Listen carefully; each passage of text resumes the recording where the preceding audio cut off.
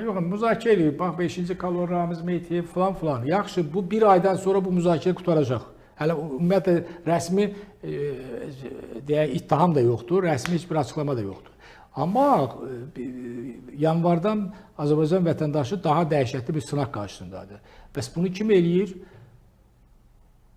Bəli. Bu gənclər hara başı bağlıdır. Azərbaycan cəmiyyətini yoxsullaşdırmaq elə Rusa xidmət eləməyin ən böyük nəticəsidir də. Bir cəmiyyət ki, sən yoxsullaşdırırsan, çörəyə möhtac eləyirsən. Buyurun Əlvin. Siz deyirsiniz ki, növbəti problemləri onda kimin ayağına yazacağıq? Məncə sual budur. Bəli. Ona görə yenə təəssüf ki, qayıdırıq bəzən o qırılma nöqtəsi var da, dönüş anları var, o çox vacibdir. O harda ki, bəzən o xalqların görsən belə, o həyatında, taleyində bir hadisə baş verir. Sonra o xalqı o böhrandan, nə bilim, o krizdən çıxartmaq üçün deyirlər, ora qayıtmaq lazımdır. Qayıdıb oradan o əyilən şeyləri düzəltmək lazımdır. 93-cü ildə Azərbaycan dövləti yenidən Rusiya tərəfdən işğal olunub.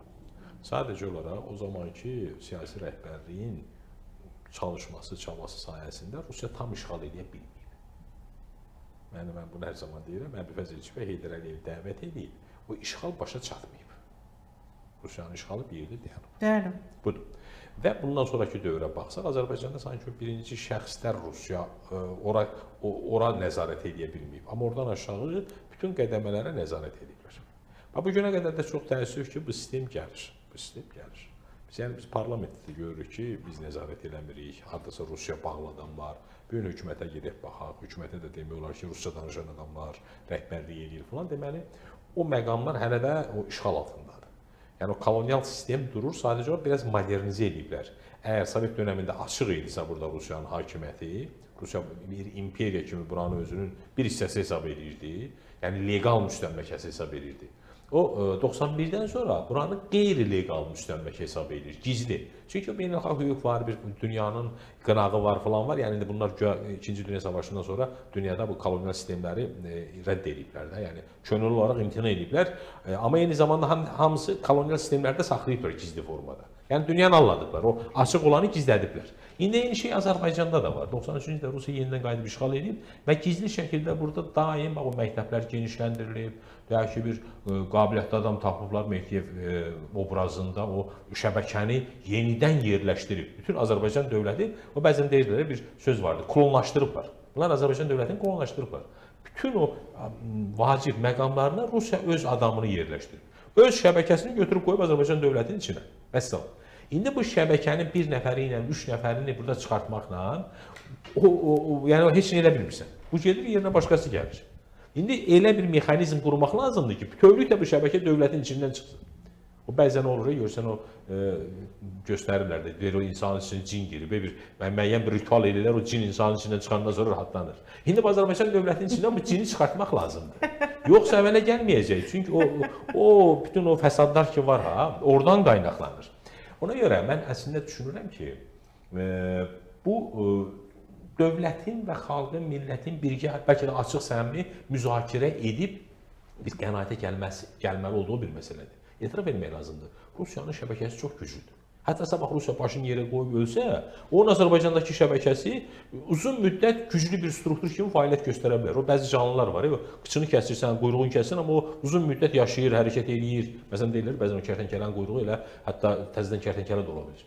Yəni bax bu şəbəkələr bunlar o qədər güclüdür ki, hətta Rusiyadan heç dəstək gəlməsə belə, onlar burada hələ ən ciddi alternativdirlər. Ona görə bax bu qətiyyən. İstəyirəm fikrinizi biraz açasınız, ona görə apanyet deyilir. Məsələn, vəzifədən gedibsə adam, o hansı vəzifələrlə eləyə bilər? Biz vəzifədəkiləri tanıyırıqmı? Biz bilirikmi bu vəzifədə olanlar? Biz bilirikmi məsələn bu Milli Məclisin neçə faizini Rusiya qoyub, Rusiyanın adamıdır, bilirikmi? Bilmirik. Bu gün hökumətin neçə faizi Rusiya bağlıdır, bilirikmi? Bilmirik. Rusiyanın gizli payı Azərbaycanda nə qədərdir, bilirikmi? O qədər sürprizlər çıxa bilər ki. Deməli, amma hiss edirik də. Biz görürük, yaxşı da belə deyək, hesablayırıq ki, ölkəmiz zəngindir. Zəngindir, amma bu zənginlikdən bizə işin çatmır. Sanki elə bir qanat quyruğunu bir ölkənin elə bir varının dövlətinin bir 10-15% bu xalqa, bu dövlətə bölüşdürülür, 80% itir, hardasa itir. Əslində gizli baş verir. Bax, indi onu biz deyirik ki, əslində 80% o imperiya aparır, Rusiya aparır. İndi o başqa ola bilsin, şəriklər də var, falanlar da var. Bax, indi bunu dayandırmaq lazımdır. Bax, mən bir misal deyim sizə.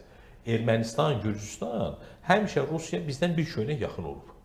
Yəni bizi daha çox sıxıblar, nəinki onları. Onlar xristian olduqlarına görə, Rusiya bağlı olduqlarına görə onları həmişə şımartıblar da, himayə ediblər. Azərbaycanın sərvətini alıblar, amma ermənilərə, gürcülərə dotasiya veriblər. Ruslar bu son 100 ildə bunu eləyib.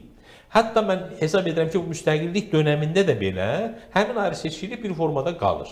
Amma bütün bunlara rəğmən Paşinyan başdan sonra ona çox maraqlı çıxışları olur, izləmək lazımdır. O şeyin sözülməsin, bütün o şeylərin, siqnalları verir adam artıq bir fonu. Paşinyan dedi ki, biz 22-ci ildə müstəqil Ermənistan dövləti qurmağa başladıq.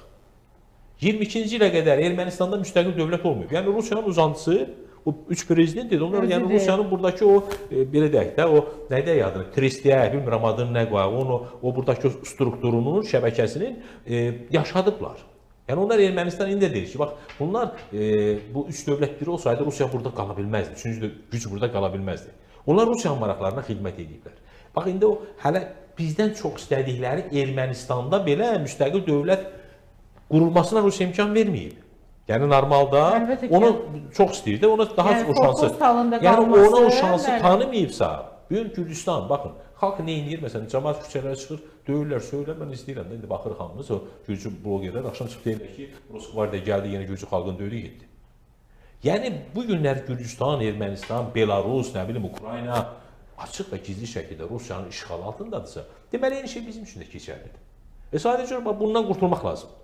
Bunun bir mexanizmini tapmaq lazımdır. İndi bəli, dünya ilə əlaqələrimiz var, Amerika gəlir, Britaniya dəstəkləyir, Türkiyə yanımızda, İsrail dostumuz, nə bilim, belə deyək, indi mən baxıram, son vaxtlar Azərbaycan dünyanın çox fərqli coğrafiyasındakı dövlətlərlə diplomatik əlaqələr qururuq, strateji tərəfdaşlıq müqavilələr imzalanır. Bütün bunlar hamısı əslində bizim suverenliyimizi gücləndirir.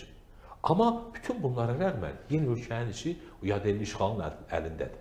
Yəni, bu içəridən o cini çıxartmasan, kənardan nə inirsən elə, nə qədər o nəticəsini nə qədər əzənəhə bərkidirsən, gücləndirsən, ruhun o cinin işğal altındadırsa, bunun sənə faydası olmur. O ruhu xilas etmək lazımdır.